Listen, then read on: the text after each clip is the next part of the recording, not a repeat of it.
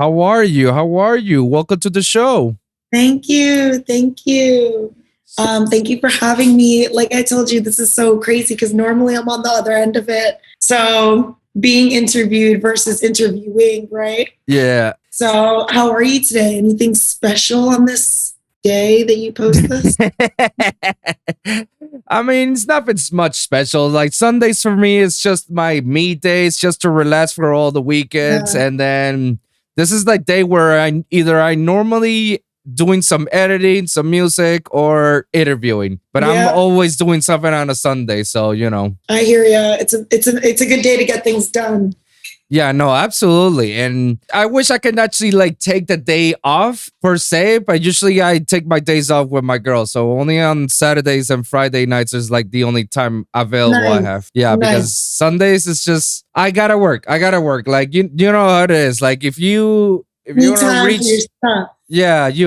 you want to reach some girls, you definitely got to put up some of the work. There's going to be some sacrificial times out of it. So, that's what you got to be doing on a Sunday, Yep, exactly. Yeah. So how are you? Welcome to the show. Welcome to the Lone Wolv podcast, where we interview one of the most interesting people in the entertainment industry. And you happen to be one of them. Dang, I feel so blessed to hear you say that because that is great. Thank you for acknowledging my importance, I guess.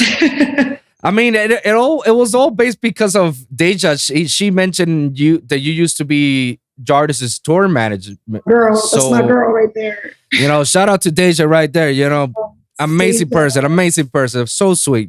Yes, for sure. So when I saw your past interviews, I saw the one with Ricky Shindo. Oh, thank you. Great job. I loved it. It was very, very. I loved hearing it, like the questions you asked and everything. I was like, yes, let's get to know them, right? Thank you. I mean, that's the whole purpose about the whole podcast thing. I mean, the whole reason I'm into it is because I like talking, Hey, me too. And that used to get me in trouble in school. Really? Yeah, like we used to get like progress reports. I'm from Jersey, so like we used to get progress reports and it would be like, it would always be the same thing. Like, yeah, she's doing well in class, but very talkative. I'm like, I'm networking here. Like, come on. So you never know who you know. What if I was getting started and I have a talk show one day that's as big as Oprah? I don't even know. Hey, anything is possible. I mean, shit, if Oprah can do it, why can't we, Yeah, exactly. Exactly. You know what's interesting about Oprah? What's that? So she has her own channel. Right. And it's her own production company too, called Harpo. And do you know that means Oprah backwards? What? Nani? Yeah, it's like Harpo and it's like Oprah backwards, I think. Something like that. I heard, but that's what it is. Harpo. Yo! Oprah. That's some conspiracy type shit. Yeah, but she's like very clever with it. And like, I always like these like little things. Like I pay attention to little things in like marketing and how people like brand themselves or market their business. It's just something that I'm interested in when I pick up on it. Really? And so like, for example, Spotify, Hulu, all these things that you can pay to not have advertisements. Number one, I'm cheap. Number two, I like advertisements because I like to see how advertisements impact these popular things that people are always on, such as Spotify, for example. I like hearing different artists, right? Like I'll listen to like a station and I'll hear different artists that I haven't heard before. I'll listen to a very like odd station that no one really like, probably like 40 plays on it. And like, I just like to hear new artists and see why Spotify is actually doing these things. Why are they recommending certain artists and what their advertisements have to do with relating to what I listen to. So I don't know. I like to pick up on those things. It's probably like a marketing nerd inside. I don't know. All I hear is that you're a marketing genius. Is what No. I don't know if this is something that you may not know, but along with Deja and the rest of Yardij and Cheryl too, we created this production company called All Out Productions. And we pretty much put out a festival in Miami, All Out Fest, and it was sold out. It was awesome. Yeah, it was really cool. We had everyone on that bill. It was also an album release for Yardij for Face Value. So we put it on as our own production company, and then from there we spin that into like a little thing where like, let's make more events. Like, this is lit. Like, right. And so we had another event after that called $5 Friday in Fort Lauderdale, sold out, same thing. We just know how to throw parties, you know what I'm saying? So it was cool. And we had like games, a bunch of like different things. It was really, really cool. But, COVID happened. COVID happens. And then, COVID happened and everything changed for the bad. Cool. It was awesome. We were doing a lot of big things. And like the All Out Fest that we had was like right after a long tour that we were on like a Northeast tour pretty much. We went all the way up to like New York. I think Louisville, Washington, D.C., North Carolina. We went to a bunch of different places. Damn. We went to Jersey, New York, everything. All over the East Coast. Yeah, it was a great time. We just didn't go up to Boston. Maybe it's because I'm a Yankee fan. Just kidding. But yeah, it was cool. So like, to kick it off, it was in West Palm. So it was like home. And then to end it off, it was in Miami, right? So it was really cool to end it with a festival to celebrate your album release. That's pretty dope. I think I was in that show, that last one, because... At All Out Fest, Ricky and Shindo played. That's the one I was with. Yeah, I was backstage the whole time with Cheryl. I was eating. I was the one. We gave you a bunch of shots, and I didn't even realize. I'm pretty sure. Like Cheryl came over, and I was like standing outside, and Cheryl's looked at me. Is like, Wolfson, what are you doing? Why are you doing it? Yeah, we're like, I'm out. I'm right here. Supporting you. It's like, no, get inside here backstage. Yeah. Come here. We got drinks. We got food. Get inside here. I was like, oh, okay. My bad. In Miami, do you go backstage, find bottles and croquetas? Like, oh my God, you have no idea how much I was devouring those croquetas, man. Oh my gosh, but it was a good time. I'm glad that you had fun. It was something that I'm very, very proud that we did. We had like a vision, and just to see it come to fruition, it's nice, No, kudos for you guys, man. Shout out for that, doing something like that, man. I enjoy, and it's coming from me that I'm not that big of an indie background or anything. I just enjoy music overall, and I support all my homies and everybody that I'm with. So me going there for the first time without any expectations or knowing what to expect out of it, I had a blast. And the album release, I was enjoying it. Like I told Deja, my favorite song was Northwest out of the whole EP. Yeah. Northwest is a good one. I think my favorite off that one is Opinions, but that's just my opinion. Right. Oh, my bad, yo. My bad, yo. But yeah, Deja, her alone, I told her the other day, I'm like, you need to stop talking and just sing to me when you look at me. Just you got to ask me like, what are you doing? What are you doing? Sing it to me because you sound so beautiful. Like I don't ever want to hear you stop singing. So you just want her to be a Disney princess overall every time. Just sing it alone. Essentially, yeah. So have you actually recently heard some of her new stuff that she's doing with her boyfriend? Jazzier stuff. Yeah.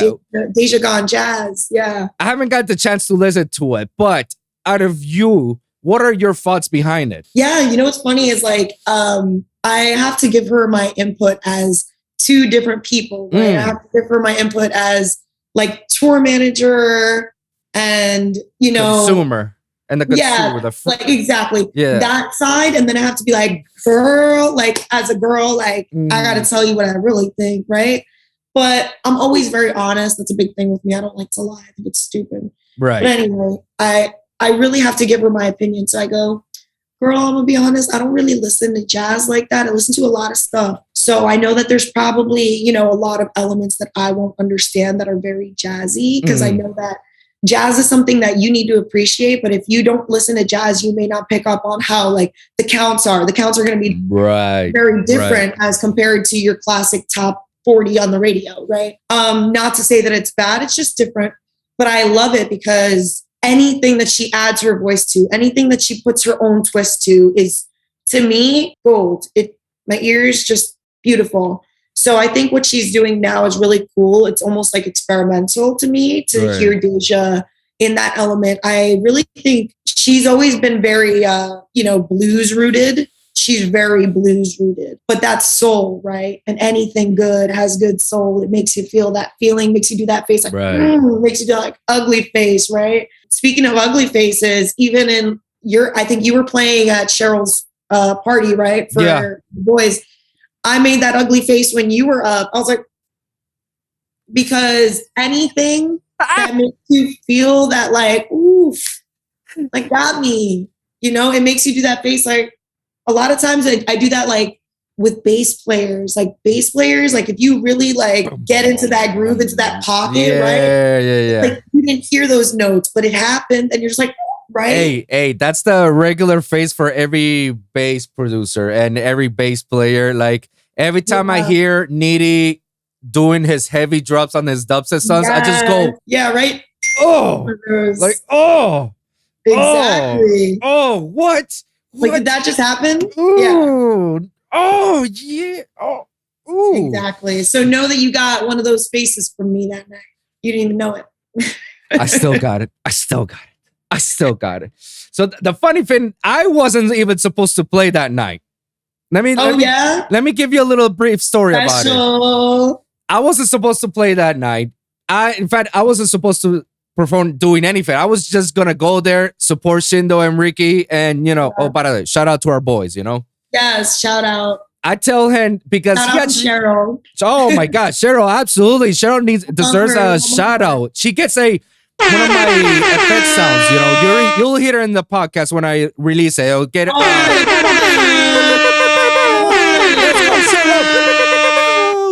Fire. I love Cheryl. I'm gonna try to get Cheryl into the show, but it's an uphill battle with her. I don't know what it is, but she just doesn't like it. I'm like, well, you gotta do it for me. I'm trying to even tell her, I'm like, come on, girl, you got this, you got things. I mean, got a lot to say. Exactly. We got lots to say. But dude, for the freezer story, Ricky actually has my controller. The whole DJ setup, that's mine. Like I've stopped DJing like 3 years ago, and when Ricky was starting to go off, I let him my stuff. It's like, yo, since I'm not using it, you can use it to practice yourself for your tour and whatnot. Yeah. What happened is that I said like, oh shit. Let me hit him out to say like, yo, like bring the controller so I can take it back with me. He replied to say, oh yeah, I'm bringing it. Bring your USB. We're doing some stuff. I'm like, oh bro. Yes. Like that means that either I stayed the whole night until everybody's done and I could take that home with me, or is that like a DJ thing? Like bring your USB. Yeah. That's a DJ thing. We're getting real tonight. Yeah, we're getting real. When a big DJ tells you, yo, bring your USB, I'm like, all right, hold on. Let me get my music ready. Let me get my shit ready. Hold on. Oh my God. It's happening. Let's go. Drag all fire hits to USB. Boop, boop. Basically, just like that, one by one, And that night, Ricky started playing. Shindo did his thing, but Ricky started playing. And then I came along. I was gonna say something. We took pictures, and then they were gonna put the Peaches remix out in that. But something was happening with the USB and the computer. It wasn't processing. So Ricky was telling me, yo, Wolfson, play a little bit. And I'm like, okay. I'm drunk, but I'll play. Like, what do you want me to play? It's like, just play whatever, man. Whatever you feel like. I was like, whatever your heart desires. I'm like, I can't, because I think I'll kill the vibe. I'll just go heavy dubstep at that point. It only even got better. Like, you got more lit. I was like, woo. Hey man, I just read the vibe basically. I've been DJing for over 15 years. That's so amazing. I've been in the nightlife scene for over a decade, so it gets one of those perks that you can immediately detect and read the crowd, and then you can just it's tune in yourself and play exactly the songs that everybody's gonna be fucking with, Yeah. I feel you. I like those little twists though. Like honestly, within especially like dubstep alone, my favorite thing. I know I may not be even putting this right, but like those little like raindrops, the pin drops, like the doink, and there's like boom, boom, boom, boom, boom, boom. Like I like the little like little things. Oh, I know what you're saying. Yeah, Does that make sense? What is it called? What like it's in technical terms, we call that like a little breather. So that way it gives that heavy like bam. Yes, it's almost like a raindrop or a pin like, drop or something. It happens. Usually you'll hear this in the build up. So you go da da da da da da da da. Yeah, we call that a breather because the always is basically you just escalate yourselves all the way to the drop hits. Nowadays, we just want to make things much more interesting to stand out for others. So we give that little breather in between in the build-up and gives that little drop. I usually tend to put like a cowbell, go bunk. Yeah, everyone's got their thing. That's so cool. I love it. Yeah, so basically that's what it is. It just gives it more energy into it and then just attracts you to what's coming. And you're like, oh, where are we going? Where are we going? Exactly. Yeah, but is that usually your style of music? Like, were you always into dubstep, or there were other genres before? No, like so I like dubstep, but it's never been my go-to. Like I've always I have a bunch of different influences, but my go-to, I love indie. I love the indie rock. That's my vibe, like that bedroom rock. Like that's me. Like I can go on and on about all day, like about every band that I like. But I think my biggest influence, being from Jersey, my favorite's Bruce Springsteen and the E Street Band. Whoop, whoop. Whoa. Okay. 100%. 100%. And I know that a lot of people get a bad rap, and I understand, but I also musically am very influenced by Brand New. Brand New has been one of my biggest influences forever, which I know Ricky too is one of his biggest influences. I know that, there's been a lot going on with a lot of artists having issues outside of the music that they're creating. And it kind of causes like almost like a tug of war with your listeners, right? Almost like when you buy something from someone, if they're not representing what you believe, sometimes you don't want to buy that product because you're like, I don't believe in what you believe in. Does that make sense, right? Yeah, that makes sense. So I'm not sure if you were aware, but with the lead singer of Brand New, it came out that even he had admitted that he had a problem where he, was like a sex addict. Apparently, there were allegations about it that he had confronted and said, like, yes, like, I used to talk to girls through like online chat or whatever that may have been underage. But I'm not here to tell his story, right? I'm just telling you what pretty much is the thing behind it. And when that happened, it's kind of like flip, like you're one of your biggest inspirations. You're like, damn, right? I know how that feels, And it's hard sometimes to separate music from the artist, the art from the artist. But for me, it's so hard. I love Brand New. Like they're everything to me. Like it's a very interesting thing that you say something like that, because as consumers, as fans, can we separate music from the artist from their personal shit? Like for whatever fucked shit, can we actually listen to their music knowing that they may allegedly, we'll put allegedly in all this, like allegedly have done any of this? Yeah, he has admitted, like it went from Brand New's Facebook directly from him, admitted, like he's like, yes, this happened. He then explained his side. I'm not defending him, but I also understand that it's not the best to be supportive of somebody who could be doing this, right? But then again, it brings it all back to mental health and how that portrays in art. Sometimes, I mean, think about even in the 70s, people were in such a fucked up state of mind that they created all this music. There's songs that we don't even like, Lucy in the Sky with Diamonds, big hit. Not many people know it's about LSD. You know what I mean? Oh my God. Like how many songs do we know? All rock songs that it's about drugs and we're just like too. Yeah. Or even like, for example, Peaches and Cream when we were younger. Remember that song? Oh, hell yeah. It's a banger, right? But when I'm like 8 years old, going like Peaches and Cream, hey, you know what I mean? Like getting freaky in my little limousine. I'm like, I'm little. I think it's like Peaches and Cream, you know? Like I didn't realize what he meant.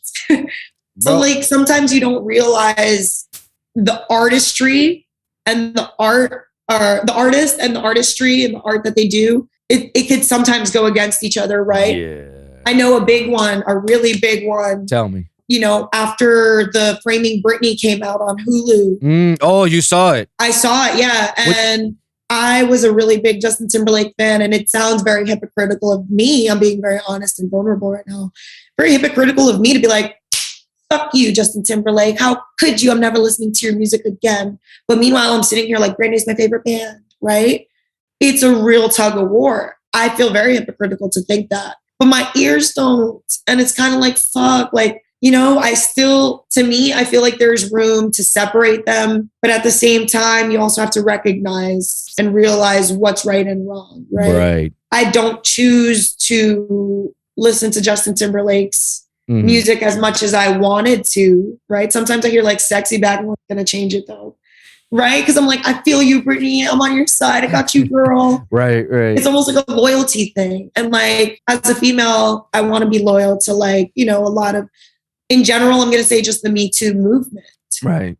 It was a big part of the Me Too movement is coming out and having all these allegations come out about people. So I am supportive of women using their voice, and you know, I never feel like it's right to blame the victim ever. Absolutely. Like it's hard when you're like, damn, I love your music and it made such a such a part of my life. Yeah, like imagine best example right now, R. Kelly. Like you cannot argue that his music it was shit or horrible. Perfect like example. No, it's like his music was amazing, but you know, everyone was rocking out to Ignition. Yeah. Like I personally I cannot listen to an R. Kelly song or can even see him after all this fucking shit. Yes. But I cannot deny either that his music catalog is horrible. Like, no, it's good. It just so happened that now if I listen to it now, I can be like, oh, fuck. Yeah. Ew, R. Kelly. Like, no, shit. Now I know what this means. Like, my mind's telling me no. Yes. But my body's telling me, yeah, I'm hearing. Oh. Yeah, exactly. So that's another one. And it's amazing how people cannot separate that and still support R. Kelly. Exactly. I can't. But why is it that I feel some different type of way? Is it because I'm a big fan of Brand New? Maybe. I don't know. A lot of their lyrics are biblical too. Like, it's just like, damn, like I never would have guessed it. And it's just like, fuck, that's crazy. It sucks that someone tied some of these artists that, you know, you've been listening for years and years. And then when you find out or come to light some of their stories or some of their allegations or real shit that really happened, something about you, like you say, it becomes a tug of war because you don't know whether to be right or to be a fan. Yep. Not many people can separate that. I can easily separate my criticism as an audio engineer and producer versus my criticism as a fan. Yeah. I can do that very, very perfectly. Like I can critique your song and tell you what's wrong with it. But then as a consumer, I can say, yo, that's dope. That's it. Yeah. Not many people can do that. And I think that's why sometimes some of these people are like out there battling and supporting them because psychologically, they don't want to be wrong. Yeah. They don't want to be wrong because they'll feel shame. They'll feel embarrassed. So they double down themselves and it gets even worse, you know? Exactly. Like another example, in the bass community, remember, have you remembered a guy named Datsik?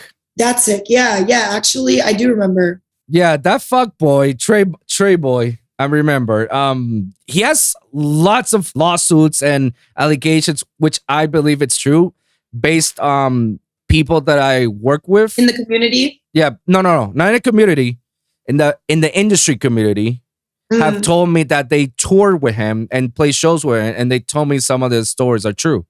Okay. That's how I know. So what all these allegations are to me, they're true.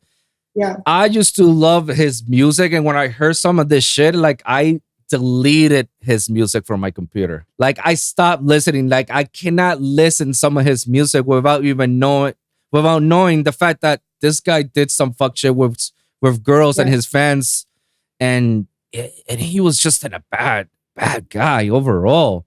Like I can't. And Bass Nectar's another guy. Damn. Yeah, his representing team, like his management, his production team, Space Jesus, I believe it was, and his production team, like it was some fuck shit up. Wow. Yeah, and after I heard that, I was like, Donzo. Like I can't listen to, I cannot appreciate. And Bass Nectar's music was dope. I can't listen to it anymore. That's it. You're done for me after I hear all these fucking shit. Which is actually pretty interesting when you say some of that, because not many people do that. You have no idea how many times I've come across to festivals and I've seen people supporting that seg with their shirts and everything. Yeah, both genders. Both genders. Music too. It happens a lot with like metal and like, like for example, Warped Tour. They're done, I think. But I'm sorry, I don't think they'd be a thing as like they once were, because also now with so many of these bands having these allegations that played Warped Tour years before, it's like now they want to have that distance from the crowd because of those allegations. What? Like, okay, I get it, but like, why even continue on at that point? Like, it's hard. Like, and what's so funny? Just a quick transition for reference here. I told you that I was thinking of, pursuing comedy and things like that. Yeah. We can totally get into that later, but just to give you an idea, since we're on topic here, in comedy, it's the same thing. It's like a sensitivity barrier now that you got to be careful. Really? No matter what the art, comedy, music, it can be dance, it can be literal art, film, TV, dance, anything. Any type of art, there's like this filter that needs to be added. Thankfully, with this generation, it has been added. But coming from a perspective of the one being the artist, it almost challenges you a little bit in a way where you're like, okay, because remember, as a comedian, you'd be up against all the greats, right? But all the greats, and Kevin Hart had a big problem with this, all the greats came up in a time of comedy where things were acceptable that are no longer acceptable. Right. In music, like you said, in media in general, like the film, think about shows on MTV, like The Next Bus. That would never happen today. Guy Code, Girl Code wouldn't happen today. Do you remember what was the show that they go to their to other people's dorms, and then they decided based on how your room is? Yes, it was I think like Room Invaders. Or something like that. That they based on that they decide whether I should date you or not, and blah. And and like you're going in with like a black light to see if you could see any. Yeah. Remember all the Raunchy comedies? Oh my gosh! All the original American Pie movies. Exactly. Wouldn't happen. I'm gonna be honest. As someone who appreciates comedy up the wazoo, I can still laugh at certain things and know that that is not right anymore, right? Right. Not that I would tell those jokes. I'm just, watching a movie. I'm like, oh, that's funny. But they'd never get away with that today. And it's something that makes you think, right? Like even, for example, in songs, when people are writing a song and they're writing lyrics, you have to be careful with what you're saying, because the generation now, especially, they take it literally. Not that you shouldn't, not saying you shouldn't, because it is what it is. But at the same time, it's a balance, right? Mm-hmm. It's a balance that I can't even really explain. It's kind of like you have to be understanding, but also be your true, authentic self and do what you want without having that, I got to abide by certain rules, right? Because you don't want anyone to take it the wrong way. Not that it's something you mean or whatever. You just got to watch what you say, right? Yeah, So like it just, I guess it challenges you. So to me, knowing that, like I said, I kind of think about this shit before, it makes me appreciate the artist now, today, more than artists back then. Because they need to appease an audience that's not appeasable. Yeah. Does that make sense? Yeah. You're basically battling an uphill battle in which damn if you do, damn if you don't. Exactly. So like, and in that instance, the best thing I can tell people is like, just do you. Just do you. Just know what you feel. If it's right, then just go with it, man. Like eventually, the way I look at things, for the way I look at fans is, if you like my music, dope. Thank you. Yeah. I appreciate it. If you don't like my music, it wasn't meant for you. Yeah. It was, I'm sorry, man, but it wasn't meant for you. So, move on. It's just sometimes some of these people, I don't know, they just come up with this sort of hatred and they just like want to shit on you just because, you did something and you were just like, I just did something that I enjoyed myself doing, but okay, be whatever. Supportive of me. Yeah. No. Like, I don't know. I feel like it's a weird time that we're going with. Not that I'm saying it's a bad time, because I do appreciate I think it's an awakening almost. Yeah, it's a cultural awakening for many people for so many reasons. Like, last year in a little bottle alone, like, oh my God, so many people came together for so many causes that meant so much. I agree. And people that you would never in a million years think would open their eyes started opening their eyes. Yeah. That alone is a sign that there are good times ahead. I think it's kind of just like, it's a tough time right now, but I think as a society, we're kind of just chugging along, right? Right. I don't know. I don't know if I will put that it's a tough time. I just keep rephrasing myself as it's a weird time, because it's a time that it takes us time to get adjusted to it until we get the flow going and be like, okay, now we know. Now we can move on. Let's go on to the next one, It's just, it takes time for people to get adjusted to the ideas of what's happening in today's world, whether it's a music or comedy or film or artistry or dancing or any of the humble above, It's just, it takes time, and the direction that it's going, I can't say if it's a good direction or it's a bad direction. I don't know. All I know is that the best thing that we can do right now is just keep moving forward. Keep moving. Exactly. Yeah, just keep moving forward, because that's all we can do. Like, you either sit and complain about it, or sink or swim. Yeah. Sink or swim. You're either a shark or a crab. Yeah, I'm a Leo. Okay, let's just pretend that this is not the zodiac signs astrologies.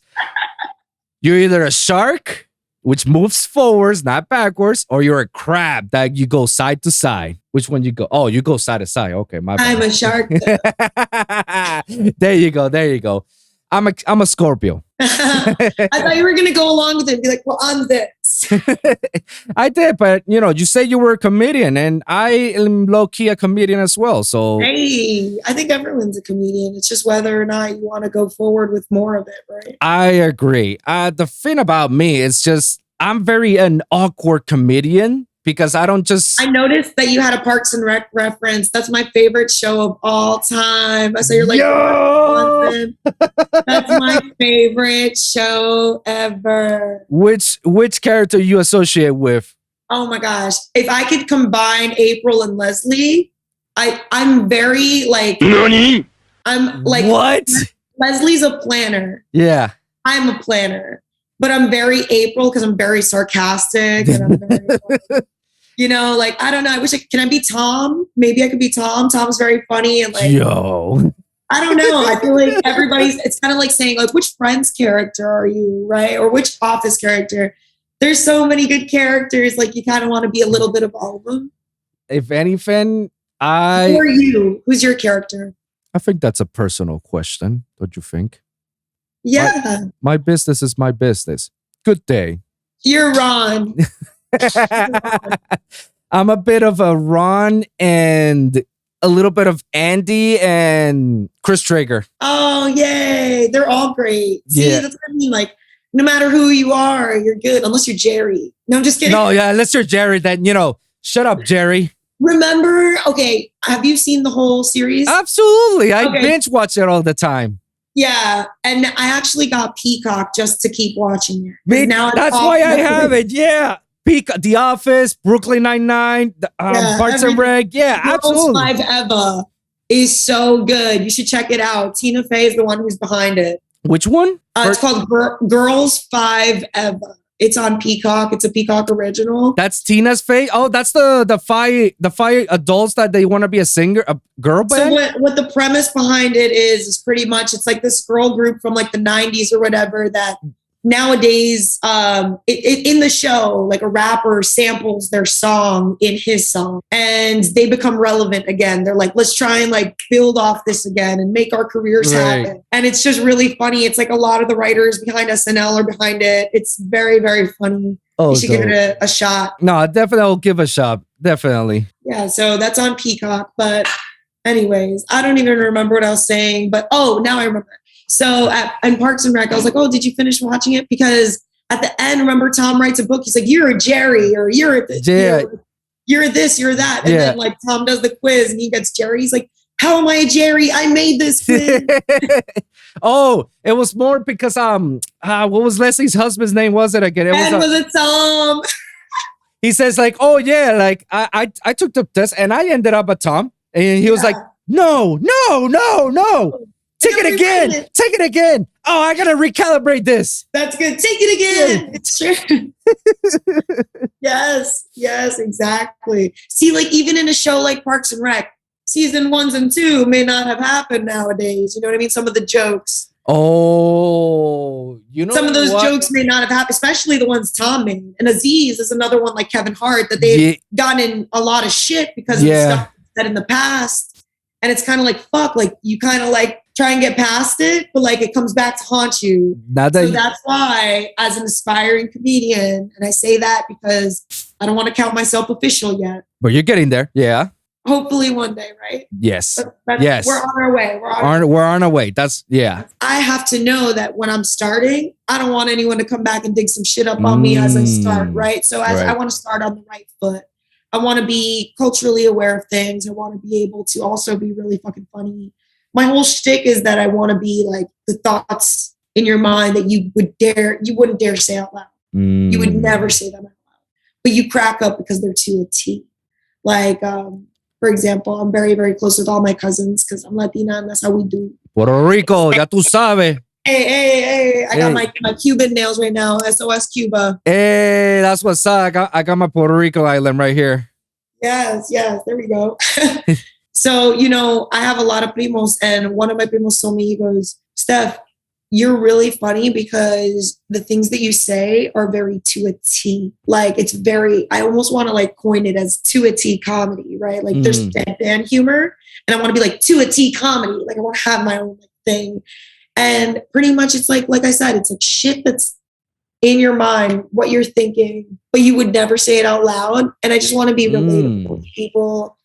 And, I don't want to be like, I don't want to do the comedy where I'm mean towards anybody else to make fun of anyone.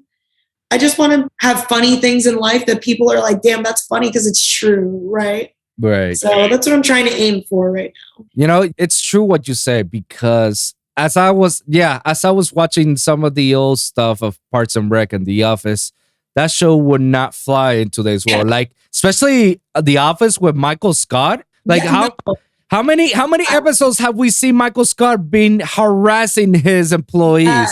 And that's why a lot of people are like, The Office would never have a rerun, it would never come back. Nah, it's impossible. That's why when they did Brooklyn Nine-Nine, they started off right with the right foot with, getting to that wave of, be careful what you say, and they tackle some of the stuff. That's why it actually took up very well, instead of like Parks and Rec or The Office. It took out great in their time, but not now. Shit like that wouldn't fly. I have to say because it's very hard for comedy to start right in today's world, because if you look back at some of the old sitcoms, you will know that some of the old sitcoms will never work. Even though they're timeless classics, they will never work in today's world. Like, you'll get canceled in the first season. 100%. Like, for example, even Beyonce and Destiny's Child, like Cater to You got a lot of shit, right? Cater to You, I don't know if you saw, but Cater to You was getting a lot of shit. That's on Let Me Cater to You. Yeah. Right? And they're like, oh, I'll do your dishes, dessert, so much more, anything you want, cater to you. But then it came back, they're like, don't blame us wanting to cater to a good man because you want to cater to a shitty man. I was cracking up. I'm like, okay, Destiny's Child. What a clap back. That's what I'm talking about. Let's go. Like, I get it. I understood what they were saying, but like, that was funny too. They're like, not my fault, your man's shitty. That's messed up. That's messed up. That's messed up. But it's interesting that you are trying to get to that position of comedy, because would you consider that type of comedy in which you're trying to be careful of what you're stepping into safe for the comedy world? Like, are you trying to play it safe with you? I don't think I'm trying to play it safe. I think I'm trying to play it smart. And that's why I haven't really put myself out there as much as I'd like. It's almost, I want to say, because I would never in a million years ever, and I hope nobody else, and I don't think anyone would ever call me cocky or conceited. But I think I have a quiet confidence about myself that I know what I can do. And I could have been doing it already. But because I have this like quiet confidence, I don't want to go out there and prove anything to anyone. I want to prove it to me. And when I'm ready to do it my way, because you know better than anyone, this industry doesn't allow you to do shit your way. No, never. Never. And when you are doing shit your way, you've already eaten so much shit. Yeah. That you're like, damn, I don't know what my way is anymore, because this has been how I've been doing things, right? Right. I've been told, hey, Steph, use your platforms, right? And I, to an extent, I do in certain ways where I feel I can benefit where I'm at right now. Where I'm at, I like using my platform on Instagram because that's where I feel I have my most organic reach, where most of my friends and who I would consider at some point, hopefully a supporter or fan of my career, that's where they're at. That's where they're going to know what's really up with my life. That's where they've seen me being a tour manager for Yardij. They've seen me on tour with Yardij. They've seen me on tour with Jessica Morale. Great singer-songwriter. They're going to see my comedy. They've also seen me do my interviews. You've probably seen my IGTV interviews. Yes.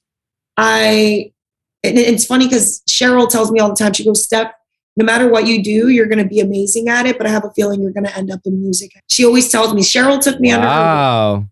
I know, Cheryl took me under her wing. She was like, girl, I see a lot in you, but you got to like do it, right? Because like you could have all the things you need, but if you don't use it, right? So that's, and in a good push, she use TikTok, use this, use that. That's what everyone's doing. I don't want to do it now because that's what everyone's doing. Is it the right thing? No. Is it the wrong thing? No. But it's not what I want to do. So I'm not going to do it. Preach. I'm not going to do it. I don't know if it's because I'm from Jersey. It's a blessing and a curse that I don't want to eat shit. At some point in your career, to get anywhere, you need to eat shit. I'm not ready to eat shit yet. And why do I have to? Who the fuck made that the standard? Fucking Sex, Corpse, music labels, big guys, promoters. Yeah. It's those fuckers who make local artists like ourselves fight hard just to get to the positions that we want to, and still we don't get the recognition that we deserve, Yep, exactly. And there's nothing wrong with quote unquote paying your dues in a sense, right? There's nothing wrong with that. No, of course not. Everyone needs to do that. Everyone needs to network and do shit for free and get out there. Because one day you'll be where you want to be. Mm-hmm. But I want to do that in a way where I don't have to fucking eat shit. Maybe I'll munch on little bites. But I don't want to have to be like, all right, I'm getting into something I want to do, right? Like you build up and I've seen your past interviews, so I'm sure you can relate to this, where you're like, damn, I have family and friends that are like, what the hell are you doing with your life? Like, if you want to do it, do it. But then you're like, fuck you, yo. You're the same people that are going to judge my ass when I'm doing it at the same time. Yeah. It's kind of like a weird, I use this a lot, but it's a tug of war with yourself. It's kind of the same thing. Like, okay, I may be doing this and I may lose a lot of people I think are supportive of me. But at the end of the day, are they really, right? You learn. Were they really, really your supporters? Were they really your fans? Exactly. So like, I just try to do things my way. And if you want to come along for the ride, forever grateful. You don't, I still am doing what I want to do. It is what it is. You know? I've talked about this all the time in my previous episode. Mind you, this is going to be like episode 66. So I've been a whole year talking about this sort of stuff because the whole basis of my podcast is telling people my experience in the music industry and talking about all the shits that I had to do, all the shenanigans I had to come up with, you know, all the stuff that people have to do, the stuff that happens to my friends, my people from the industry. Like, for instance, I've seen a lot of shit that did dirty to my boy Ricky and Shindo as well. Like, I've seen so many crap, and I basically put my platform out there to let the people know, it's like, hey, expect some of this shit. Oh, yeah. A wise man learns from his own mistakes. A wiser man learns from other people's mistakes. Yes. So I learn from other people's mistakes as well as my own, and I put it in this platform. So that way the next generation who wants to come up, talented people who really wants to put a step in the industry and want to do a change, they can at least listen to this podcast and learn some of the traits that I had to endure or go through. So you guys don't have to go through that. Maybe you will go through it in some form or shape, but you didn't have to go it as hard as I had to go through, you know? Yeah. And that's what I'm trying to do. This is an educational podcast. I'm trying to teach people, like, do this, do that. Don't do this, don't do that. This is the reasons why. If you do this, this might happen. If you do that, this is what's going to happen. Exactly. Like, and you have to, and like, I'm surprised that there's not that many people out there who are like me, who's trying to fight for the people, for the next generation and shit. Like, and you know why? Because of what we were talking about. The big people, they don't want you. Because time's fucking wasting, right? You got to get to where you need to be. You don't have time to worry about the next. I'm the same way. That's why I was telling you, like, I don't want to do it the way that it's supposed to be done, because it shouldn't be standard to have to do it because someone else, like, we have that power to say no. Why are we not doing? Maybe if people start doing it, others will kind of join that bandwagon and be like, you know what? That's right. Think about this. How many artists nowadays are independent? A lot more than there was before. Because people are doing it. Yeah. So if people start saying no now, no, I'm not going to do it your way because it's fucked. Oh, but that's how we've been doing it. Well, really? Look at how the government's working. Is it working? Because that's how we've been doing it. Times changing, said you got to keep up with the times, you know? Yeah, that's what I'm saying. If we can do it as a society within politics and how we are treated in everyday life, why can't musicians and artists in general start setting their own standards? Because standards are being questioned. Because they don't have people like us letting them know. So they come inside the music industry blindly. Yeah. So, and then once they go in blindly and get their feet wet with the wrong crowd, that's where they start to realize all the shit, and then that's where they hit rock bottom. That's where they hit, you know, all this and that. They don't have people like us that we're telling that don't do this. Like, you can do this. I remember one time I was at school, the same school that me and Ricky went. One time we were at this sort of seminar, and these Grammy Award audio engineers, he came over and said, you know what? Let me see. How many people are there in this room?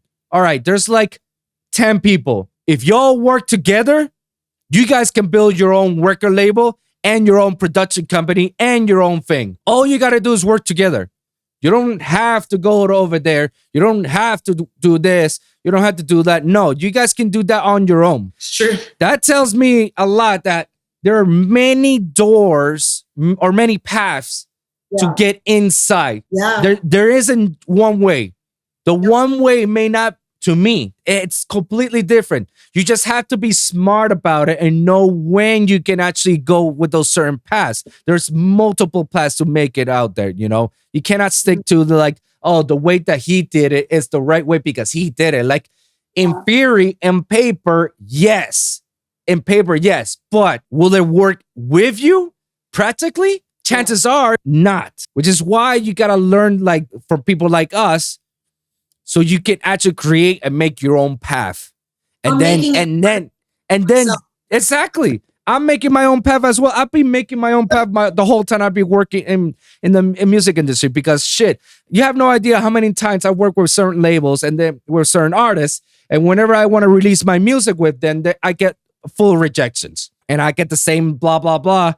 Oh, you know, it's not in it for us now, you know, come back again. And I feel like kind of sad and depressed because it's like, shit, is my music that bad?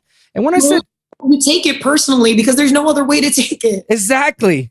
Until you really get those confidence back because other people say like, no, dude, your shit is dope. Like, I don't know why you're not being out there. And that's where you start to learn and realize like, oh, okay, I see how this shit moves. I see how this shit moves. Okay, got you. I'm going to move my way. It's my way or fuck you guys out, you know? You want to see me? You want to see me? You know what? I'm not seeing you because you didn't see me when I was trying to see you. Exactly. I agree with you wholeheartedly. I believe in that. Like even people that probably are going to watch this or listen, whatever, they're going to know, they're going to be like, wow, that girl seems like a bitch. She wants to do everything her way. Yeah, it's my life. I mean, I've talked so much shit and called out so many people in this podcast. Like, God knows if they already heard about it or not.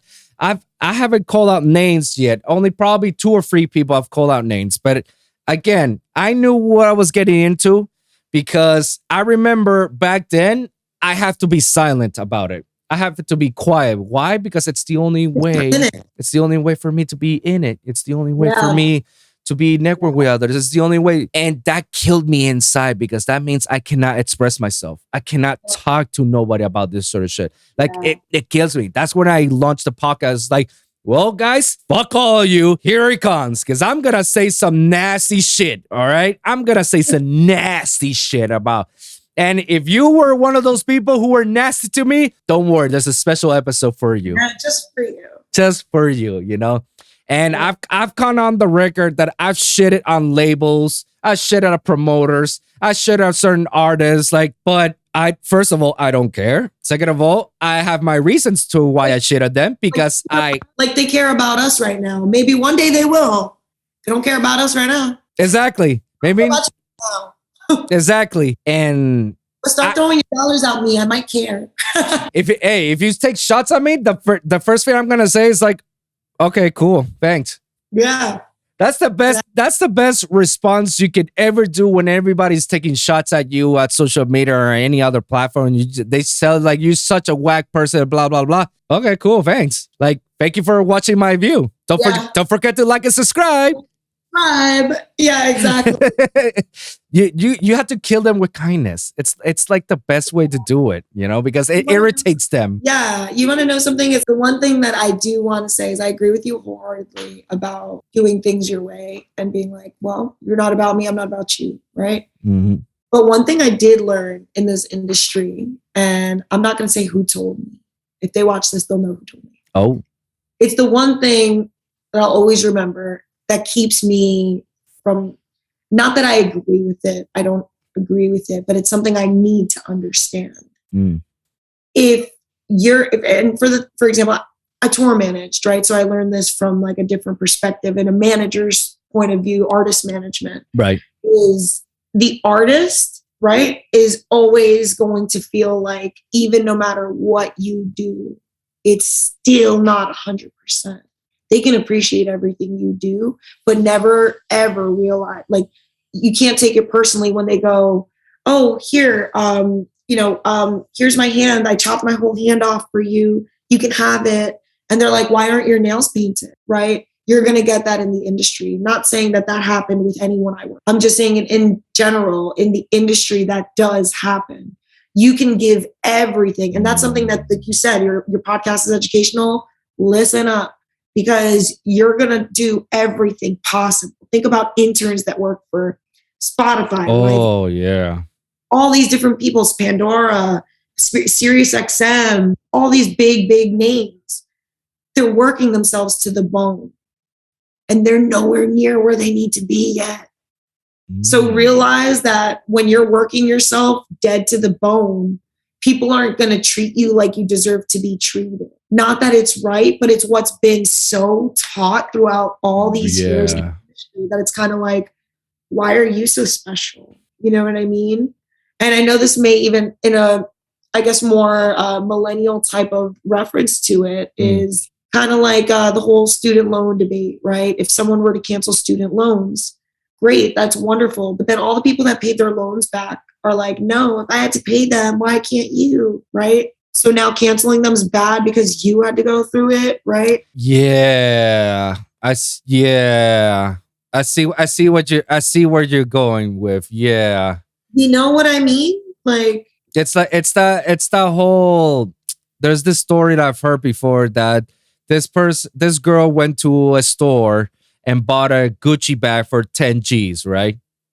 And then a month later, that same bag became $1,000. And she went to her friend, and her friend says like, oh, I got the same bag. It's like, oh my God, it took you, how much did it cost you? 10 G's? Like, no, 1,000. And she's like, what? Why did it cost me 10 G's? Yeah. Why did it cost you $1,000? I was like, I don't know what to tell you. You're getting mad at the wrong problem. It's not your friend. Yeah, exactly. Yeah. So, and then you try to go to the store, and then you're like, yo, I want $9,000 back. And you're like, why? It's like, because you sold this bag to me for 10 G's and you're selling this same bag to others for 1,000. And they were like, I mean, we sold it for 10 G's because at the time it was for 10 G's. Now it's 1,000. And in the music industry, we call that signing a contract. Woo! Let's talk about that. Bro, I dedicated an entire episode, 40 minutes of myself talking to myself on the camera. 40 minutes of me talking to me. Talking to me. Oh, but I do this regularly in my show. Like, I like to talk to myself about certain topics. That's the whole basis of my show, So that's okay. Yeah, but anyways, I dedicated an entire episode about reading contracts. I mean, the title itself, it's called Read Your Contracts. Because so many people don't know what goes inside those contracts. And you know why? Because they don't read. You know what they do? They just sign it, or they just give it to the manager or the lawyer and say, oh yeah, it's good. Sign it. And that's it. Oh my God, that's a headache for me. Oh my God. Like, you have no idea how many of these, like I put it samples out there. How many of these rappers owe money to the labels? Why? Because they didn't read their fucking contracts. I mean, like, for fuck's sakes, Kanye West has a contract that says that he can never retire music. Ever. That he can't retire. It's legally binding contract that he can never retire. Kanye wrote the contract up too. I don't think he wants to ever retire his music. Like, bro, I remember the early stages of Skrillex's on his dubstep days when Osla was at his peak with dubstep. I remember some of my homies try to sign up for Osla to be a member. I shit you not. This is what they told me. They told me there's a clause in the contract that says you have to sell your soul to the devil. Where do I sign? No, I'm just kidding. I'm just kidding. I shit you now. Shit like that. And I've heard contracts in which they say that, oh yeah, like, we're loaning you $5 million, but you have to pay us $10 million back. And that's not include your revenues from your music. I kept myself like, how the fuck are you so, I'm sorry for the word, retarded for you not read that? It's so essential. Like, I get it. Like, reading that contract is not easy because all the hieroglyphics that says hearsay, dare say, foresay, dare say. I know what you get lost after one say. That's why it's important to, like, this is a perfect time to side note it. It's important to have a good team behind you. Yes. Because when you got a good team, they're not only are they going to make sure you read it, they're going to read it, and then they're going to reread it and reread it and reread it. Because guess what? It's a group decision almost at that point. Because you trust your team and your team's got your back, which I am thankful enough to have seen that with our boys. Yes. I saw that Deja, all of them with Cheryl, they all have each other's backs, right? Yeah. You can't get anywhere without your team. And I think that is something that a lot of artists, and especially in rap, because in rap, a lot of times you're on your own until you figure out your team. But even think about, for example, Drake. He just got the Lifetime Achievement Award at, I think it was the Billboard Music Awards not too long ago, a couple months back. Right. And his number one thing he said was, I couldn't do this without my friends and my team. Before he could thank anyone, he thanked his friends, because friends are chosen family, right? You choose to have these people around you. They don't need to be around you, especially when you're someone as big as Drake. Yeah. You choose who you're around, and you better choose wisely. So if you've gotten to where you're at, it's damn well not on your own. And that's something that going into the industry, regardless of where you're at in the industry, music, comedy, art, like painting, photography, anything, okay? And you need to be surrounded by the right people, because that will make you or break you. You're going to be at the lowest of low points. Yep. And you're going to be like, do I keep doing this? Do I keep on going? Is this stupid? Am I crazy? You need that reassurance of those people, like, dog, I see you. Like, I see your shine. Like, keep going. And then when you're at the point where you're like, damn, like, this is it. We did it. You're not saying I did it. You're saying we did it, because those people were with you when you were still waiting to be like, is this the right contract? Is this the right time? Did I make it to where I wanted to be? A lot of times that first contract is not the contract. No, absolutely. It's not. You won't always know that if you're all just you, right? You need the right people around you. So it's another lesson for your listeners. Absolutely. I mean, sometimes if I recontract, I learn how to recontract on my own, because unfortunately I've been with people, with teens, and I've ended up being alone. Like I am alone right now. So, but hey, that's why we call the podcast The Lone Wolf. Yeah. Anyways, I had to learn how to recontract, because I didn't have the luxury to have people that surrounded me that push me or help me or support me. In fact, like most of the time, all my peeps that I grew up with, they're like in different places in the world right now. So I don't have much of them to support on socially. Only social media wise, I have them support. But that doesn't take you that far. Social wise, like everybody's like, mind you, I'm an old guy. I'm like in my 30s already. That's not old. So like everybody's under my age, and they have their people. Everybody grew up together, or they had some way they started their own thing together. I didn't have that luxury. I came from Puerto Rico. I moved here, try to be that aspiring producer, when I play in festivals. I ended up doing that. I achieved some of my goals, but then as I grew older, so happy for you. Yeah, thank you. As I grew older and older and started to see how things are, and I just noticed that I don't have people around me. I was just like, all right, then, I mean, can I do this by myself? Like I can. But the problem about me doing by myself, it's a long process. It takes time, a lot of resources, and a lot of money. So there's a lot of investment behind it. That's the unfortunate truth, guys. So I mean, that's exactly why I'm doing this, so everybody can learn from me. Knowing, try to keep with people that's surrounded, that knows that they believe in you. Like Cheryl believes in us all around. And I even sent contracts to Cheryl. It's like, Cheryl, I didn't understand this contract. Can you explain it to me? Because I didn't understand shit. She's the best, isn't she? I went to FIU down in Miami, and I was taking an artist management class. And I called Cheryl up. I'm like, Cheryl, I'm reading something here. It doesn't seem right. I'm gonna show you. And she's like, let me see it, girl. And she's like, oh no, they're right about this, but they're not right about this. This isn't how it works. Maybe in the books, but not in the industry. Oh. Yeah, so she knows her stuff. Oh yeah, absolutely. I go for advice and any other conversations. I go to her. Yeah. Like that's my go-to, guys. Very simple. Sorry, guys, for our listeners, you can't go to Cheryl. Cheryl will not accept you. Buy her a drink. Buy her a drink. Maybe she'll talk to you. Maybe we'll see, guys. So, but yeah, like sometimes you have to read your own contracts, even if you got your own people, because you just want to be sure that everybody's in the same page. You want to make sure that what you're reading it's exactly how you're reading it. It's like, did you read it like how I read it? Like, this is what it's saying. You think it's right? No? All right. Thing. Sometimes it could be a good thing, right? You're like not expecting, you're like, so sometimes it can be something great. But read.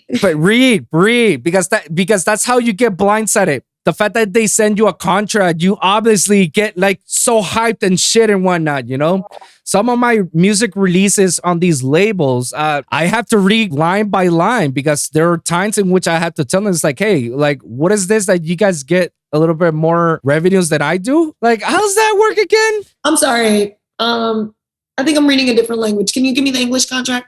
The one in English so I can read it? Yeah. This is gibberish. Yeah, that's where I mark, like, put an X, like, I don't understand, or what is this? Like, no, I don't like this, and I go back and forth with the labels. Go back to them, and if they really believe in you and what you want to do, they're going to make sure that contract's signed, and however they need to alter it will happen. Luckily for me, I had no issues, and they're happy to redo it, and then just like I'll sign it right, and then my music is out there. So I'm luckily for me, I can tell you based on the experience from Ricky, I remember this contract that he had with Never Say Die, in which he had. Do you remember the song that he has right now, Crack? Yeah. Monster song. Banger. Never Say Die initially wanted that song. And the problem with that is that they love that song so much that they say they want to change it. That they want to add more verses, they want to add more sounds, they want to change a little bit the drop because it sounds kind of like this and that. They just want to give it to us. And Ricky was like, no, I want to this is how it is. Everybody's playing it. Skrillex is playing it. Zomboy, your own artist, is playing it. So-and-so is playing it. Like, a lot of people are playing it. They didn't want to give it. They didn't want to give it to the demands. And it's like, well, you're not releasing it with us. Like that. And then Ricky is like, all right, bet. I'll release it on my own. All right, bet. Yeah. And what happened is that he released it on his own. And then No. Tiesto. Yes, that's right. At Ultra. Tiesto performed it because Tiesto said, like, yo, you have this song released on your own? Come and release it on my label. And you're like, what? Tiesto releasing a dubstep song on his fucking label? It is what it is. Exactly. Like, you guys don't want to release it? That's right, cool. Tiesto, one of the biggest artists in the whole fucking world, will release it and play it at Ultra. Yeah, yep. Sucks being you, homie. Sucks being you. Yep. I guess who had the tail between their legs now? That's what I'm saying. I hope that one day I get to where I need to be, right? It's like my ultimate dream is Saturday Night Live. That's my dream. I want to be there. Oh, so you want to go back again to your hometown. That's what's up. I'm moving in a couple of weeks to start improv in New York City. Oh. Yeah, just start it up. Get it going. You're already there, man. You're already there. You just get in there. Now you got to do is just network, and that's it. Get to know people, talk to everybody, and let's go. Let's write some stuff on Saturday Night Live. Right. And then act that out, motherfuckers. That's what I'm talking about. Let's go. Let the record beat ho. Go. Let's go. That's what I'm talking about. I love hearing shit like that, man. Inspiration, it inspires me, man. I'm so happy to hear that you're actually reaching some of your goals. Like, you're definitely going to make it now. Oh, I hope so. Thank you so much. I really hope so. No, absolutely. Absolutely. Now, let me ask you. Now, we're going to go shift a little bit for the comedy tour before we wrap things up now. Yeah, you say you want to be smart about comedy. Do you think Andrew Schultz is being smart with his comedy? Are you going to hate me if I'm like, Andrew Schultz? No, I'm not going to hate you, but he's a New Yorker. Just okay. I don't know everyone in New York. I know, small world, but I don't know everyone in New York City, okay? Okay. That's like finding out, like, oh, I have a friend from New Jersey. Really? I know. Oh my gosh. I went to school with her. I'm so sorry. Even that little talk, that's already made me laugh. So Sorry, I don't know. So Andrew Schultz happens to be one of the biggest comedians out there right now. What if I know his face? Can I Google him? Absolutely, Google his face. You probably have seen him from Geico because he actually was a writer and a producer for it. He also does the Brilliant Idiots podcast with Charlemagne the God. Okay, I know Andrew Schultz. Yeah. Now I know. This is his face. Yes, Schultzy. Yes. Okay. Yes, I know Andrew Schultz. Okay. Now, have you seen some of his sketches or some of his, YouTube videos? Podcasts. Huh? I've heard him on podcasts, and I've seen him in Guy Code. I've seen him in like different little things all over TV. Right. He's been out there, even though I think he even has a special on Netflix. No. Yes, Andrew Schultz Saves America. Something, yeah. See, the way I'm looking at Andrew Schultz right now, he's my favorite comedian. Oh, awesome. He's right up there next to Dave Chappelle. Yeah. Wow. That's a comparison. That's a comparison. Obviously, there's two different styles of comedy between you got Andrew Schultz and Dave Chappelle. Dave Chappelle is more of the philosophical comedy because it's his comedy is like makes you want to think and makes you laugh at some of the shit that he says about it because you're like, God damn, this motherfucker is to a T comedy that I'm talking about. Say what? He does that comedy of things that you think about. Exactly. That's why he's very good. That's why I classified him as a philosophical comedian because. Okay, I like that. And Andrew Schultz is the comedian in which he old stuff and mix it with the new stuff. Yeah. Okay. Things that he learned when he was coming up into where he is right now. He is actually very honest and outgoing and out there, without being apologetic about it. And if he's just smart about his comedy, like if you see clips of him in his YouTube, I recommend you watching some of his clips or in Instagram.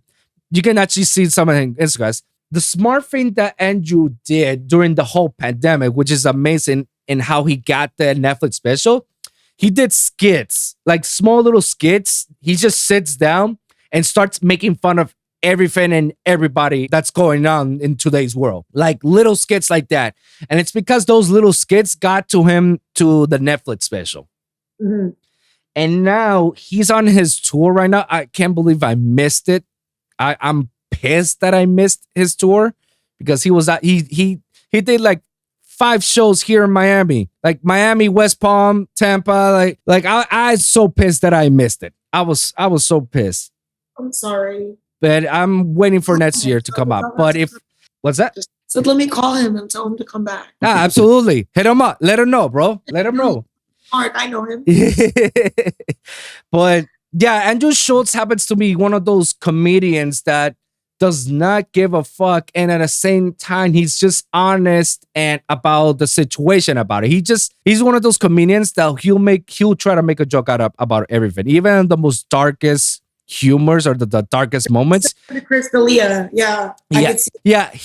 He's not as edgy as Chris D'Elia. Chris D'Elia is a little bit more in your face. Yeah, but he's out there. He's out there, and it's just the way he speaks and talks to people is it's just hilarious. It's because he's also very good at finding comedy right at the spot. Yeah, like improv.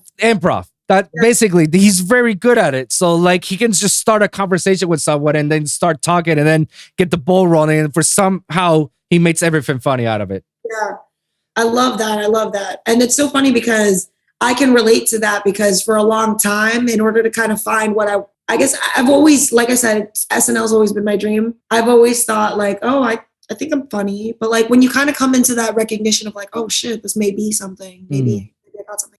I was kind of feeling like, oh, I'm just like, I would call it conversationally funny. I have conversational humor. In reality, that's improv. Like you're just talking to people and you're funny, like talking about whatever it is at that moment. And essentially stand-up is just a conversation that you're having because everyone else is supposed to just be watching you have this almost like a conversation within yourself. Yes. An internal debate. That's why I bring up that tug of war feeling a lot, because it's true. You often don't.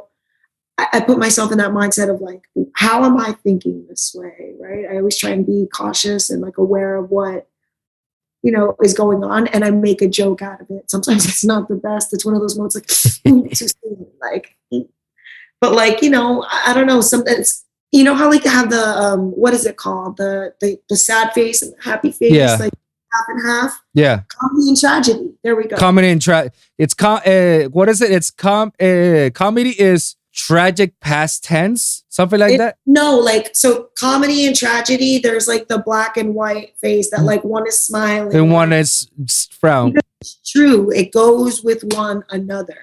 With sometimes when there's a tragic moment, comedy helps. Sometimes when it's too funny, you're like, it's a sad moment. Like it could go either way. It's on or off switch, right? It's like the opposite of each other, but it can be so beautiful to know that there's that very happy medium where you can be. Funny story. My grandma's eulogy. That was very funny. Oh my gosh. Yeah. My mom passed, and I'm sorry to hear that. I'm sorry about your grandma. I mean, I'm so sorry, but like, thank you.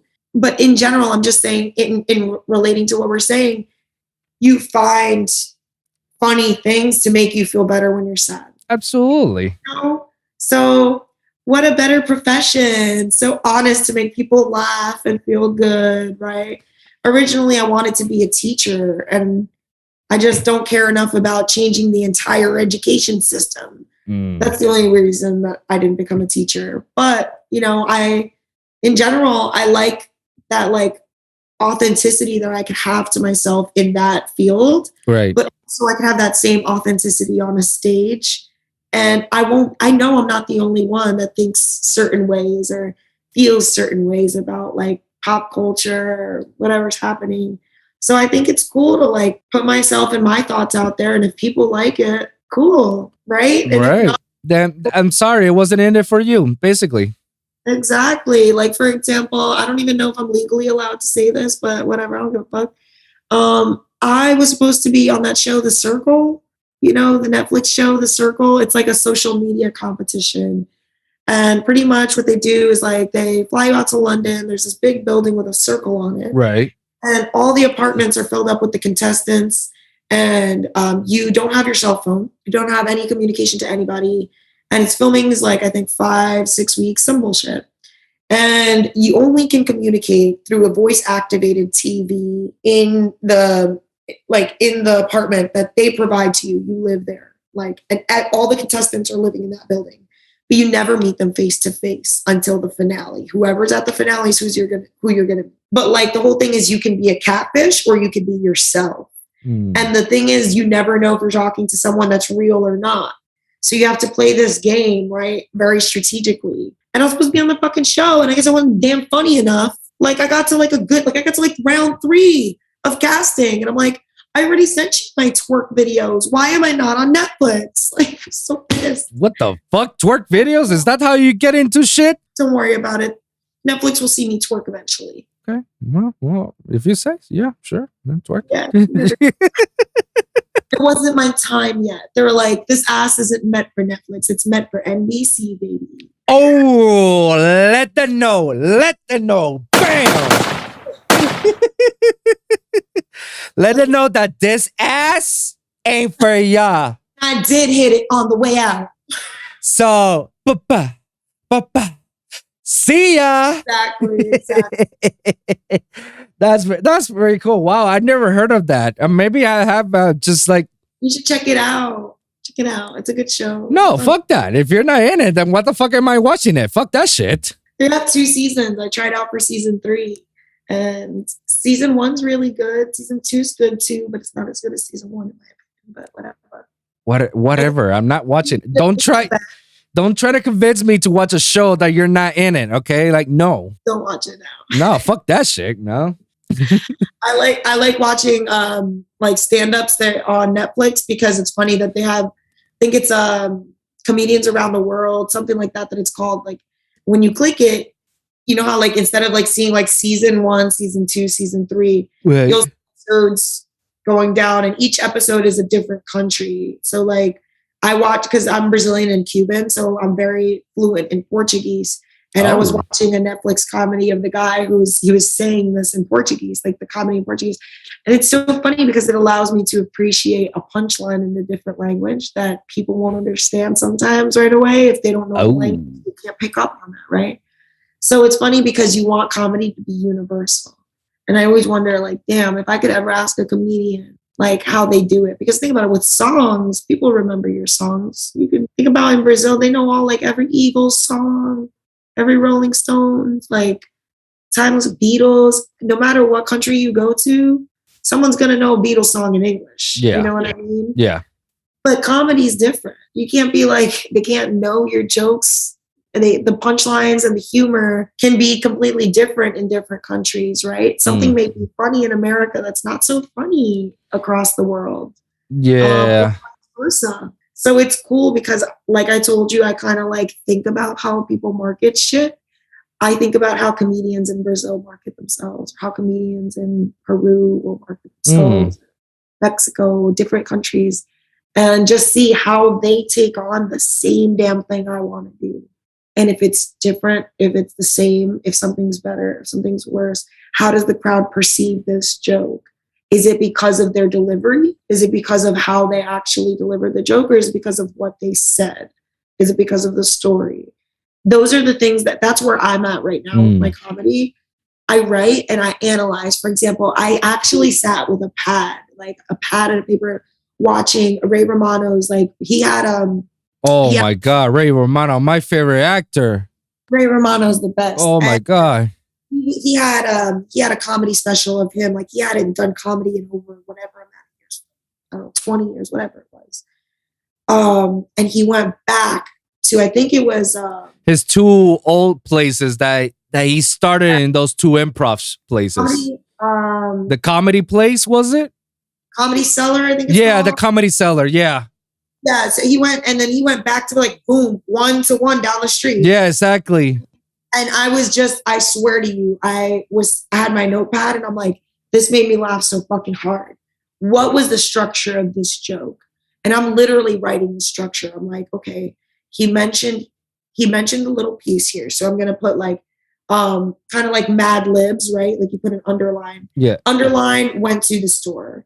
So then I'll be like, plot, hidden message, punchline, bring it back to the beginning, right? How do you bring it all the way back? And I think he even made a joke about how, like, kids, when they're younger, they're like, oh, we want to go here, we want to go there, and the parents are driving them here, driving them there. And then once they get older, it's like the kids are an investment, really. Like, now they got to drive you because you're too damn old. And like he made another joke where he was pretty much saying, like, it's good to invest in friends that are doctors because, like, you know, one day you'll wake up and you're like, fuck, my knee doesn't feel the same.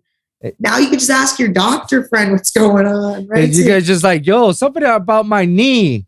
Like, can you check this out? And he'll like, oh, I'll send you a prescription. There you go. Yeah. That's hilarious. I would take that special, for example. I took notes. I'm like, boom, boom, boom, boom. Funny things, right? I mean, my biggest inspirations are all New York comedians for the most part. A lot, not New York, like they were born and raised, but I'm saying, like, that they started out in New York based. Because I say SNL. When I say SNL is my dream, it's because that's my influence. That's everything. Like Tina Fey alone, Amy Poehler, Jimmy Fallon. Those people alone, Maya Rudolph, Kristen Wiig, like fucking Adam Sandler, fucking Rob Schneider, Jim Carrey, Will Ferrell, like boom, boom, boom, boom. All these people. I want to come from that same club. I want to be a part of them. I want to be a part of that family.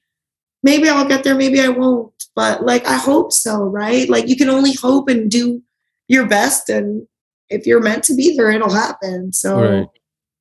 You know, I just hope that I know that this is the right path. I just hope it works out, you know?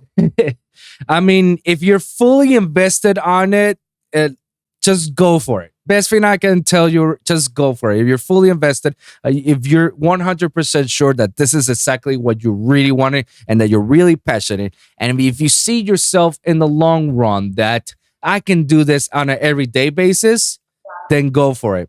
Because the worst thing that can happen is that you go there, you get it, and then you don't like it. And then now all those expectations that you had yourself on kind of shatters, you know? Well, Cheryl said I'll always have music, right? No, but I'm just saying I feel like it was really hard for me to get where I'm at mentally and where I'm at right now, because you probably know this as well. Every artist kind of goes to this point in their life where they're like, do I do this now? I don't know if I'm ready. Right. That's that question. Am I ready to do this? And it's kind of like, for myself, I always feel like I don't want to dip my toe in. I'm jumping in when I go in. You know what I mean? So I just feel like, for example, if I'm going, I know that this is what it's supposed to happen this way. But the thing is that I'm meant to do this now. I wasn't at a point in my life a couple of years ago where my life allowed me to be where I need to be. And, everybody gets to a point in their life where they're like, now's my time. That's how I feel now. Now's my time. I fully understand what you're going for. Yeah. And it's funny because Cheryl did kind of say the same thing to me, the way you're saying it. Yeah. Because I told her, like, when we talked last time before the party, like, we had a lengthy hour of conversation. When is it not lengthy with Cheryl? Exactly. But obviously it's those conversations, you learn something out of it. Like, somehow you learn and you become like, wow.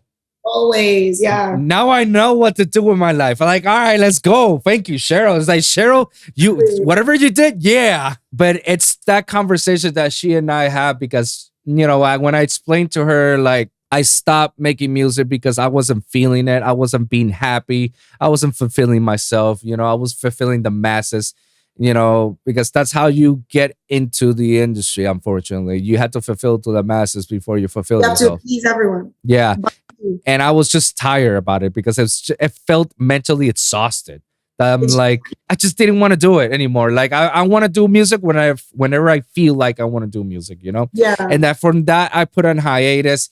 And at the hiatus, I basically searched myself, like, what can I do with my life as an audio engineer, as a music producer? They're like, I'm already in the music industry. Like, I want to continue doing what I'm doing. Like, what can I do with my life? Like, what is it? And yeah.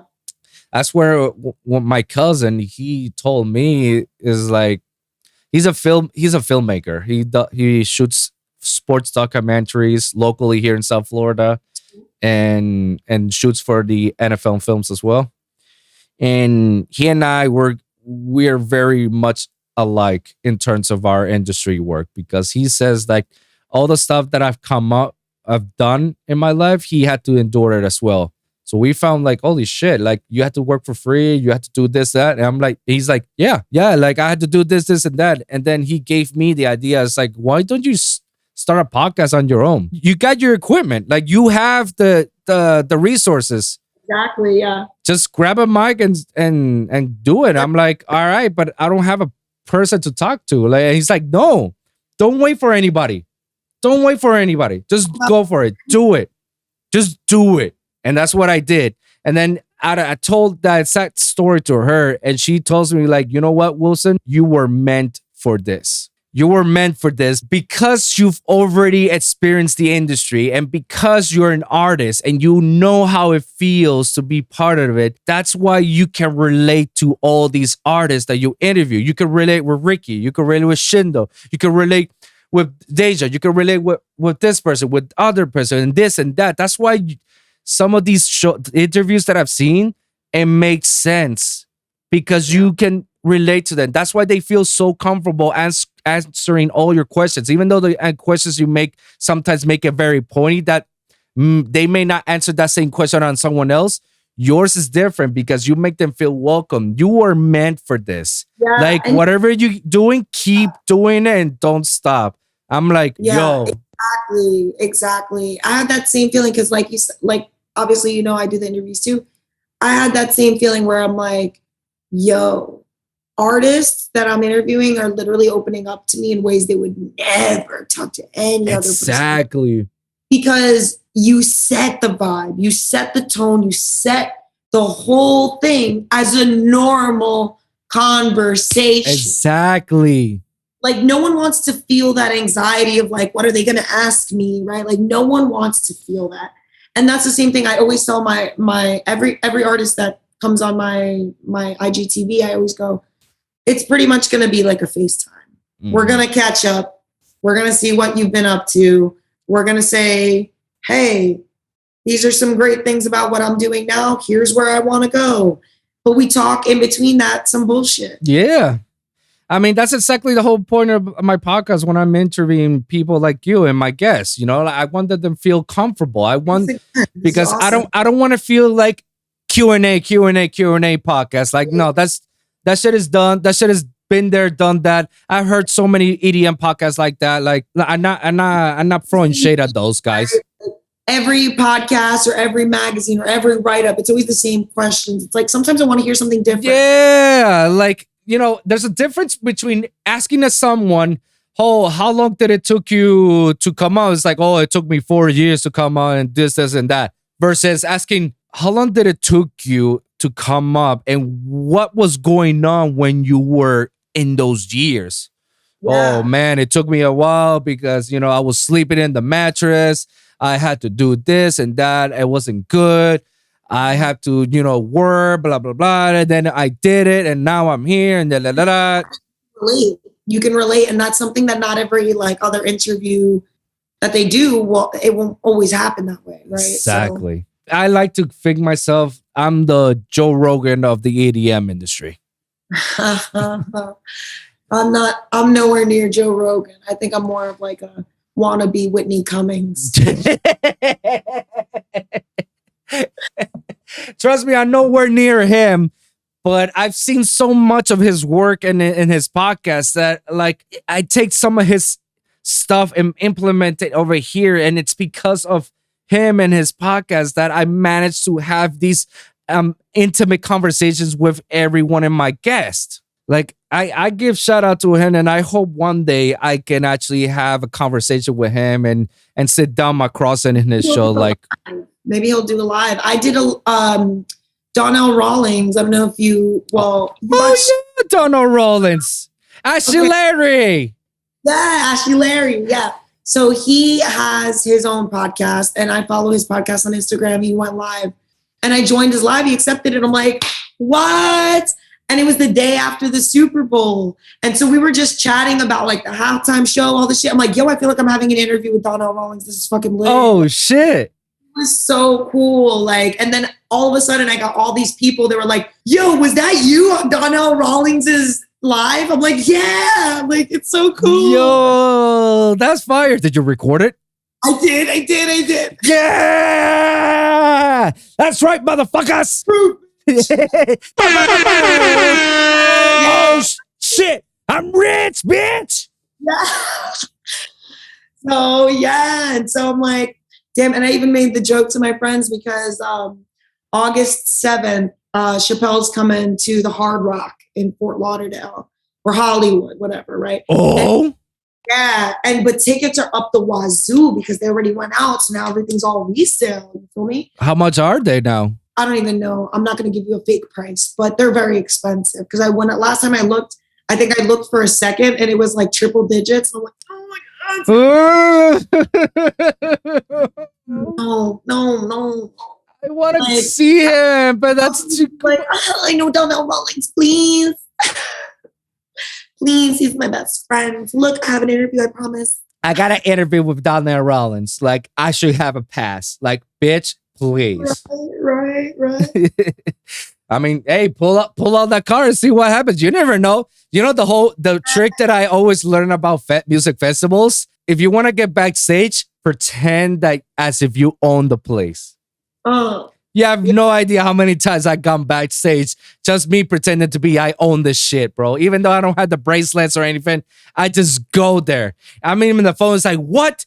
bro, I need this motherfucker in stage now. We cannot delay this shit right now. It's like, yo, excuse me, I need to talk to someone. And I just go in. Security guys go like, whoa. Yeah, they don't want to deal with your ass. Yeah. Bro, True. hey, go try it. It's like, yo, what do you mean Donnell Rollins is not gonna be here? No, he needs to be here now. Dave Chappelle cannot come in here early. Excuse me. Mr. Chappelle's not gonna like this. I need him in makeup now. Now, like right meow. This is a lie. But hey, I mean, it works. It works. You know what's funny? One time I heard, and I think I read this online somewhere, that a local band, like somewhere in the United States, I don't know where, they were playing a show, and someone, like one of the people attending, a fan of, whatever, an attendee, went to the bouncer or whatever, and they were gonna give for the admission, and he's like, oh, it's gonna be whatever, and he goes, oh no, that's my cousin's playing, and he's like, yeah, that's not your cousin or whatever. It's like, no, it's my cousin. And they edited the band's Wikipedia to put like relation is that person. It's like, look, I swear to God, it's on his Wikipedia. And like they didn't pay, like, because it was like, yo. I'm like, that is next level. That's next level. Yo, that's evil genius level. I wouldn't do it for a local band, but I'd do it for someone super famous. Like, what do you mean I can't see Lady Gaga? Look on here. She is my cousin. Like, you know what I mean? Yo. I don't think that would work anymore, but it happened that one time that I read about it. So cool. Yo. It is next level genius. Yo, no, that's evil genius level. That's I put on Dave Chappelle's thing. Be like, I'm his cousin, please. Yo, it's right here. I thought I was gonna like, do some Photoshop and look like I got pictures of me and Dave together, go like this and shit, you know? Oh, you don't believe me? It's like you and like a cardboard cutout of Dave. Yeah, exactly. Exactly. I was just gonna go with that. Yeah. I legit enough. But that was my level of fun. I never knew I had to go that level of Wikipedia shit. Like, look at Ancestry.com. Like, see, we're related. We're cousins. Yes. Yo. Oh my God. That's hilarious. Wow. Well, we're gonna wrap this up, man. I got like 3 more questions and we can end this right here, okay? So, what has been your greatest accomplishment up to now? Graduating college. It's because I don't want to say that that's my greatest accomplishment ever, right? Because you would hope that it would come later. Right. But I think it's one of my milestones. I'm glad I graduated college. Another big one, aside from that, like career-wise, I think I've gotten to a point where I'm very proud of myself. Even just like, for example, I told you that my mom had passed, right? I was her primary caretaker. She was sick. And it just wasn't time for me to focus on me. It was not my time yet. So after she had passed, I started doing the IGTV interviews. And I was so proud of myself. And I still am, because that was like a big step for me to actually doing something for myself. I've never been the type to be selfish about anything. I'm a very selfless person.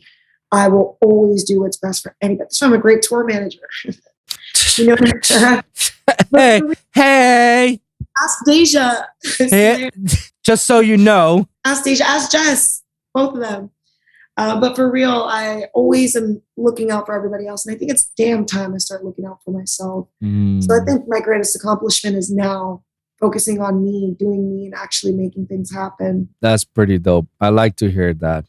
Yeah, thanks. So what are you currently doing and what do you hope to accomplish? I think you answered this a little earlier, but just to give like the brief around it. So currently I work in college admissions. So I am pretty much like a bouncer for college, right? Like, oh shit. Got to get past me. Oh.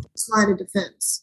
So pretty much people just like apply to college and I talk to them about their dreams and everything they want to do. And if it's right for them, I help them go through the process, right? That's what I'm doing now. Aside from that, I'm just writing jokes when I'm not doing that. I do a lot of voice memos. So your podcast, what is this, rated PG-13? No, it's rated R. Or M for mature, to be honest. I've said some nasty shit in throughout, and people have cussed a lot here, so I read it. The right headspace, I'll put it that way. I go into the right headspace and I start writing these jokes, and I'm like, damn, that's good. Damn, this sucks. And like the ones that I'm like, damn, these are really good. I'll go back and listen to them the next day, and I'll be like, yeah, this is gold. Or, yeah, damn, this is stupid. I was just fucked up. You know? So right now I'm in that like, okay, I'm trying to filter out. Like I said, I'm trying to work smart because there's a lot of shit that I can go out and just say that'll be funny as fuck. But is it the right thing to say? Right? So it's, again, a quiet confidence. I know I can do it. Just not doing it the way that it can be done. I want to do it the way I want to do it. So I'm trying to challenge myself as much as I can right now to, I guess, just everyone's you're your own worst critic, right? Yeah.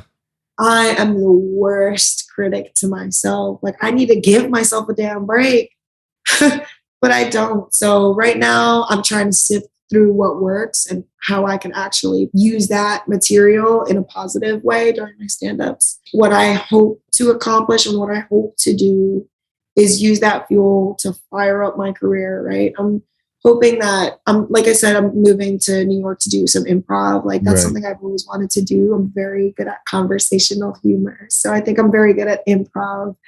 I really hope to create a little circle that I have not had for myself. I've always had a really good support circle with, Deja and everybody. Like that was a really good support circle. All of Yardij, Cheryl, everybody is super supportive. But I'm around a whole bunch of musicians, right? I should be around a bunch of comedians so I can relate to them about certain things that I can't really explain. So that's something that I hope to really start is creating and building that community that I really want to be a part of and just kind of like diving in and being like, all right, I'm here. The chosen one has made it. I'm here. Let's do this thing, right? Like I want to be able to have that sense of my little circle, my little support circle. I don't know how else to put it. I'm very excited for it. And I just want to like get that small team and keep going up. SNL, here I come. Here we go. A side note before our final question. I feel that you should let out some of that stuff that it's funny. It may be a little bit fucked up, but who knows? Maybe like I feel like when you're doing stuff that you are holding yourself back, that's what I feel. Like you could be funny, but you have to be careful what you say because people may interpret you the wrong way.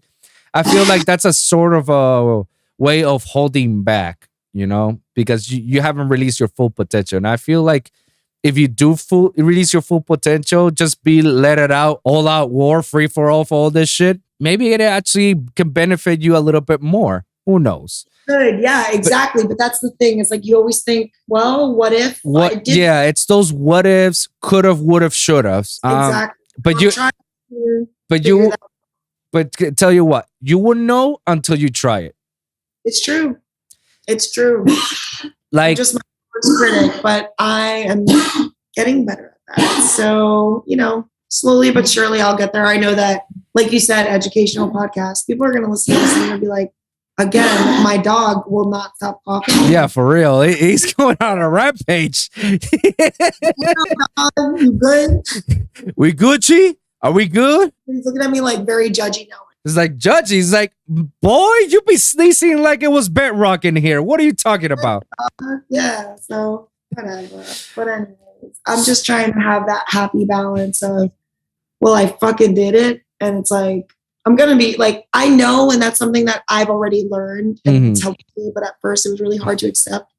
I'm going to be really bad when I first start. I'm going to be bad, but I never settle for bad because I'm a perfectionist like Leslie knows. So I always try to do it right the first time. In the words of Ron Swanson, never whole ass two things, whole ass one thing. Yes, amen. Correct. One last question. Now that you say that you're leaving to New York, let's just say that you're going to New York and you're not coming back, but then you got somebody like, oh man, I wish I could learn more about you. But you're like, don't worry, I got you. I'm going to leave a piece of paper and write you 3 pieces of advice so you will know what to do. What will be those 3 pieces of advice that you'll give to someone? So who am I giving this advice to? I mean, in general, it could be anyone. Anybody? Okay. First piece of advice, you'll be fine. That's number 1. I think you'll be fine. Like, go through good, go through bad, you'll be fine. As long as you believe that you'll be fine, you will be fine. If you tell yourself, I'm not telling you you're going to be good, bro. You may be so down in the dumps at some point, but you'll be fine. And I think that that's the perfect thing to say in general in life, because if you're not fine, then I'm sorry. But like, if you're telling yourself you'll be fine and you're doing everything possible to make sure that you're looking out for you, you'll be fine. 2, I think I said this one earlier, but surround yourself with supportive people, a supportive circle. You are a product of your environment. So if you surround yourself with good vibes and you surround yourself with loyal people, then I think that you'll be fine. Back to rule 1. And then rule number 3 is laugh. Find the humor in things. I think it's very important because, like we were saying earlier as well, when you're sad, comedy helps. Yep. When you're happy, comedy helps. Yep. When you're heartbroken, comedy helps, right? It's laugh, smile, because it takes more muscles to frown. It's true. But yeah, I'd say that. Live, love, laugh, basically. Yeah, pretty much. I'm sure that there's somewhere on one of my walls here.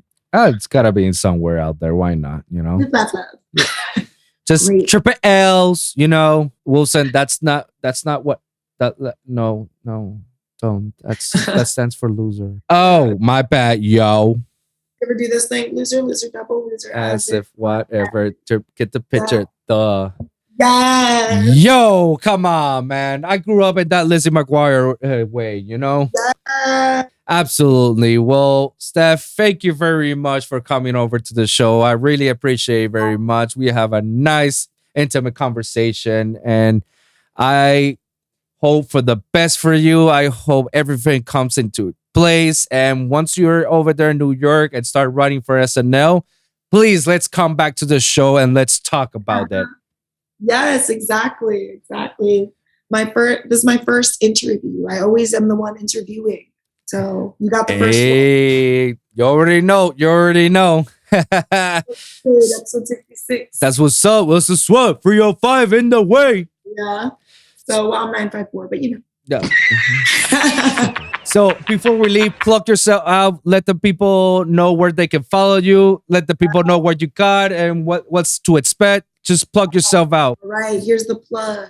So Instagram, Twitter, just go at Steph Roddd with 3 Ds because I have to be extra. 23. Steph Roddd 23. The number 23 is because I used to play softball and that was my number. Oh, dope. So yeah. And on YouTube, which I'm trying to build up my YouTube, it's Spoiled Diner Girl. I'm trying to have that as my stage name. So yeah, it's not easy building in YouTube. I'll tell you that. It's not easy. I'm trying my best and it's not easy, you know. I thought music is hard, but apparently that's much more easier than fucking building a YouTube channel. I know. Sometimes it's like, what? Yeah, I know. I don't understand, bro. Like, I don't understand how these fucking kids, they got hundreds of thousands of followers out of just them fucking playing the fucking video game. Me talking about serious shit. Nope. Who cares what you have to say? How do we get to the next level of Roblox? Yeah, exactly. I'm like, this isn't Ryan's toy review. Fuck is this old guy talking about? What's a computer? The latest Baby Shark toy. Bro, can I get a download skim out of this? Yeah. Bro. Yeah. So yeah, no, guys, thank you for listening. And remember, every week it's a brand new episode with a brand new topic. So be sure to like and subscribe for your weekly episodes at the Lone Wolv Podcast, for SoundCloud, Spotify, Apple Podcasts, and iHeartRadio. And of course, the YouTube channel at lonewolfpod.com. That's lonewolfpod.com. longwolfpod.com, where you can check all my latest episodes. Please help me get to 100 subscribers so that I can have my own URL. Because longwolfpod.com is dope, but I want that as a website, not as my YouTube channel website. Help me! 100 subscribers. That's all I'm asking. Yeah, we'll get there, right? Yeah, we'll get there. Sorry, if I was on SNL, you'd already be there. Yeah. That's what I'm saying. Not on SNL. We'll get there already. I need those 100 subscribers already. Guys, comment down below. Share your thoughts. Share your experience. If you guys got something that you want to talk about or a specific topic that you want me or Steph to talk about, please let us know in the comments down below and hit the notification next to it, and we can probably cover it on the next episode. So thank you guys for tuning in, and we'll see you guys at the next one. Deuces.